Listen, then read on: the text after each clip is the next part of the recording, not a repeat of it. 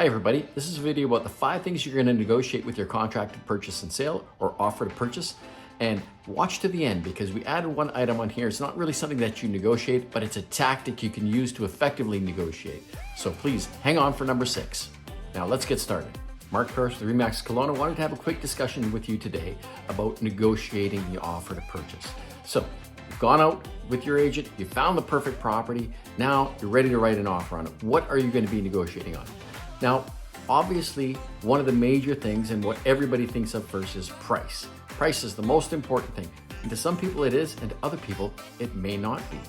So price is one of those things that sometimes other things come into play that can affect the price or what a buyer or seller might be willing to pay or to take on a property. So price for sure important to buyers and sellers, but there's other things, if you wanted to have an extended possession date and your buyer is willing to give you an extended possession date, then maybe price is less important. Maybe that's got some value to a seller or a buyer in that, as the case may be. One of the other things that you can negotiate, or what you're going to be negotiating about, is the chattels or what's included with the property. For example, appliances, window coverings, garage door openers, all sorts of those other things, hot tubs, pool equipment, those types of things, what's going to be included in the property. If you like this kind of information, please hit the subscribe button and share this with somebody. The third thing that is typically negotiated with that purchase is the closing date, or sometimes it's the adjustment date. And what this essentially boils down to is when the buyer is going to be taking over the property. You'll be paying for the property and getting access to the property, getting possession of the property. So that's another important one. Number 4 is the conditions that are going to be on the offer to purchase. Now, there can be a variety of conditions on an offer to purchase, and some sellers can like some and not like some others, and that's the exact same with the buyer. So if you're a buyer, you're going to have a whole host of conditions on your offer to purchase that are designed to protect you from, something that might be wrong with the property, or something that you need to know about the property. And from the seller's perspective, sometimes there are seller's conditions on an offer to purchase. More often than not, there's not seller's conditions. So it's a matter of the seller agreeing to the conditions that the buyer may want, or negotiating conditions with the buyer. Some of those conditions that a buyer might want, a seller may not find acceptable necessarily. So that's another item that goes on there. Now, when we deal with seller's conditions, sometimes I've seen seller's conditions that have been on an offer to purchase that say, well, the seller needs a condition that they need to go out now and find a property that they're going to be able to move into, and that might extend out for another couple weeks or something of that nature. So sometimes the seller retains a right to sell a property or to keep their property on the market. For example, if a buyer comes in with a condition that might be, we want to purchase your property, but it would be contingent upon us selling our property. And so the seller, in that case, oftentimes reserves the right to keep their property on the market. And should they get another offer on their property, they could provide that first buyer notice. And that notice, the time of how much notice that would have to be was negotiated in that original offer to purchase, but they would provide the buyer a notice, for example, of 24 or 48 or maybe 72 hours. And that first buyer would either have to remove all their conditions and purchase the property, or lose it to whoever the second offerer might be.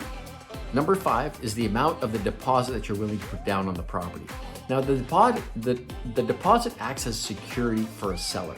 So it's kind of the seller's assurance that the buyer is going to actually end up closing the deal, as opposed to just purchasing the property and walking away and tying up the property for however many weeks or months that might be.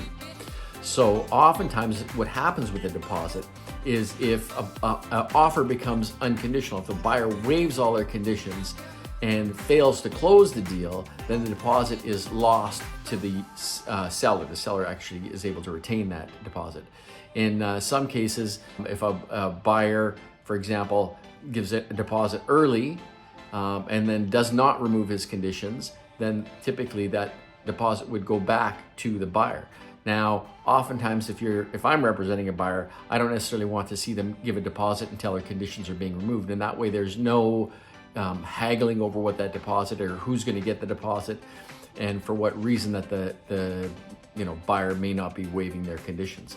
So from a seller's perspective, oftentimes in the Okanagan Valley here, we don't see deposits go into trust until a deal is becoming unconditional. And that's the point where that deposit comes into trust. So again, that acts as the security, the seller knowing that the buyer is going to end up closing that deal or lose their deposit. So a deposit can be a very important thing, particularly if you're negotiating a longer closing date. Number 6, this is an interesting one. This isn't something that you necessarily negotiate on the offer to purchase, but it's something that you can use in the negotiation process, which can be very, very effective. We've literally negotiated thousands of transactions, and I can tell you that time is one of those really important things when you're negotiating.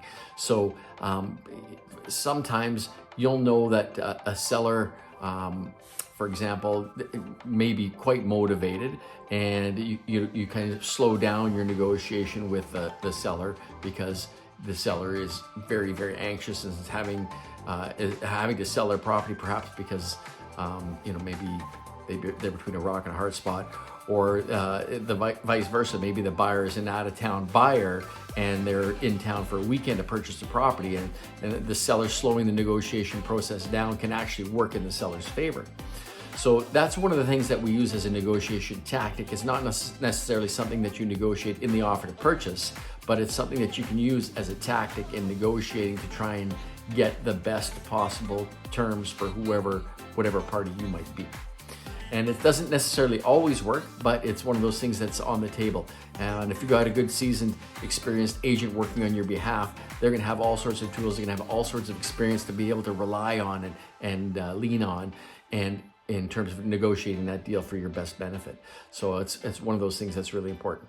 So again, let's just quickly recap what those 5 items are that you're typically gonna be negotiating on your offer to purchase. So there's price, chattels, or what's included with the property, the closing date, the conditions that are on the offer to purchase, either for the buyer or for the seller, and the deposit.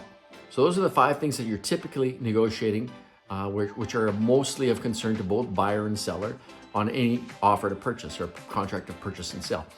And the last item was time, and that's a really important one to know when you're negotiating, not something that you negotiate, but it's a tactic you can use in negotiating. Thank you very much for watching. I'm Marc Paris at RE/MAX Kelowna.